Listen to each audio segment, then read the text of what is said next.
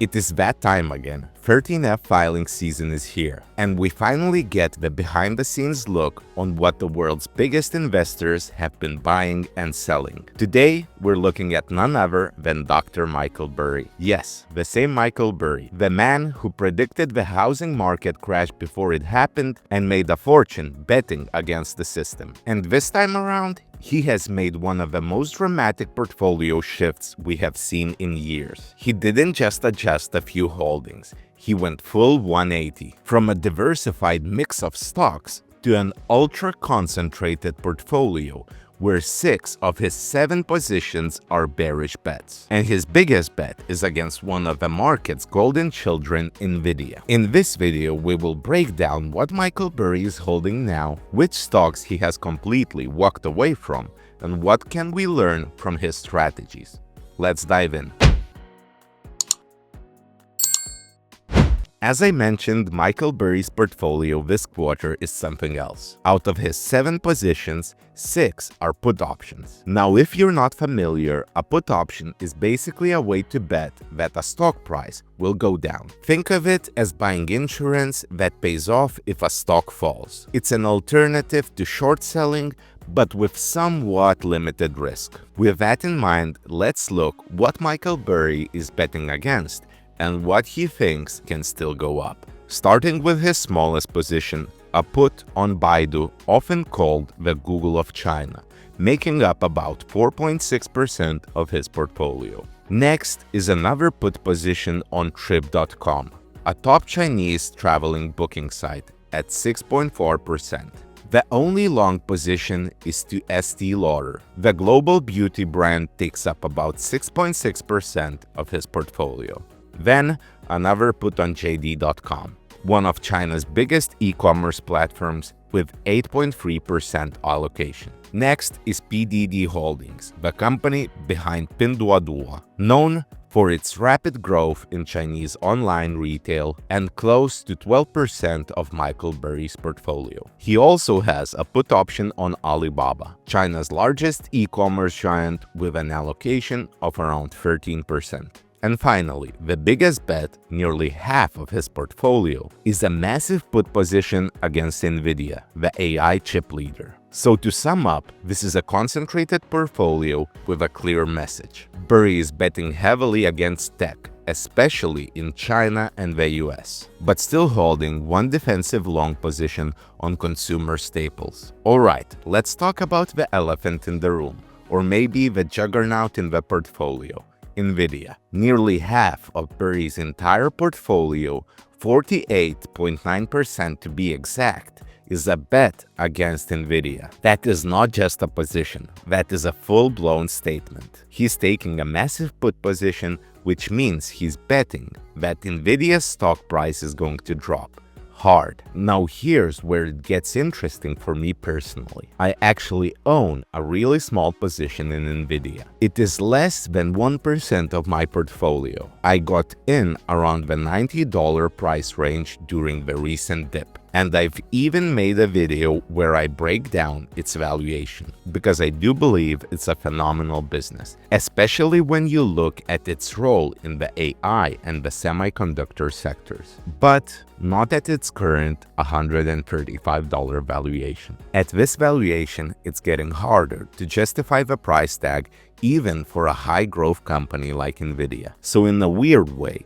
I kinda get where Burry is coming from. That said, I am not a big fan of shorting, and I am not exiting my position just now. In my opinion, it can do well in the long run.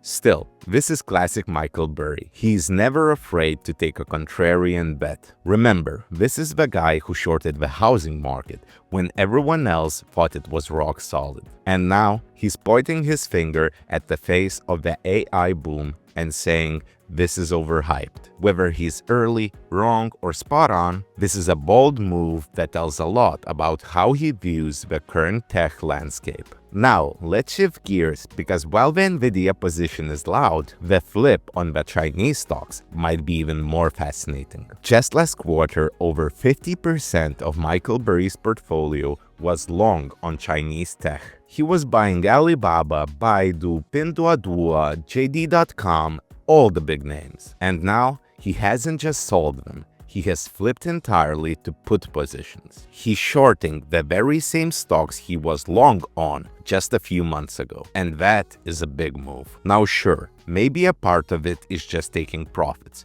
A lot of these stocks have gone up recently. Alibaba alone is up over 50%, and some of the others have also shown strong runs. And let's be honest, there are always a million reasons to sell a stock. Locking gains, reallocating capital, shifting macro views. But here's the strange part. He didn't just sell, he reversed. He took positions he believed in, and now he seems to believe in the exact opposite. That kind of 180 doesn't happen often unless you have a big change in your conviction. And it's not like this was a small corner of his portfolio. This was the bulk of it just last quarter. Now he's saying, I don't just want out, I want to be against it.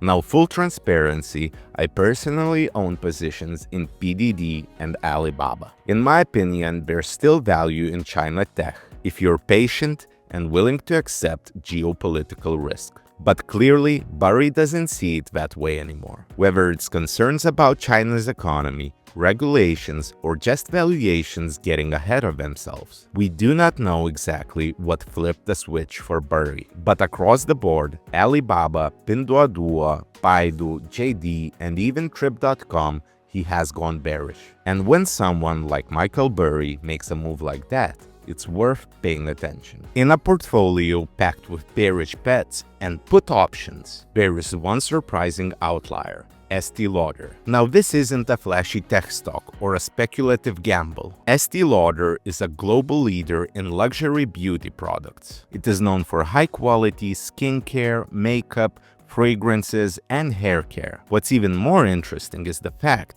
that Burry actually doubled down on this position since last quarter. And if you would like to see a deeper dive into the stock itself, I actually covered it in detail in my last video on Burry's Q4 2024 portfolio. This position reminds me a bit on Burry's old bet on VF Corp, a classic turnaround play. Estee Lauder has faced its share of struggles lately. Supply chain issues, slowing growth in China, and margin pressures, but the core brand is still strong. So while almost all of Burry's capital is currently betting on market pain, this one stock, just 6.6% of his portfolio, might be a small hedge. A calculated bet that if things normalize, there's serious upside potential. It's a quiet position in the middle of a storm, but it says a lot. So what do we make of this entire portfolio? On the surface, it looks like Burry has gone full doomsday mode. 6 out of 7 positions are put options,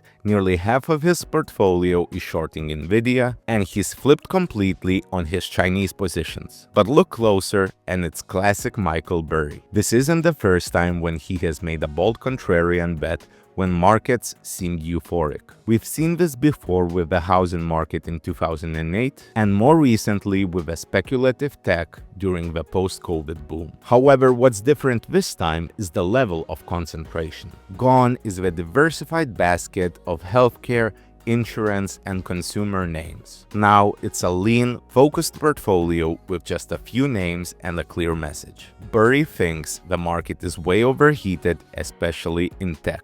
Of course, that doesn't mean he'll be right. Timing a crash or even a correction is notoriously difficult. But love him or hate him, when Burry makes a move like this, he is not playing games. He is putting serious money behind it, and that alone makes it worth watching. So, will this be another big short moment or a big miss? Only time will tell. But one thing's for sure, when Burry speaks, the market listens. And this quarter, Burry is shouting. But what do you think? Do you think Michael Burry is onto something? Are you adjusting your portfolio? Comment with your thoughts in the comment section down below. If you enjoyed the video, consider subscribing and clicking the like button. And as always, guys, thank you for watching, and I hope to see you in the next one. Bye.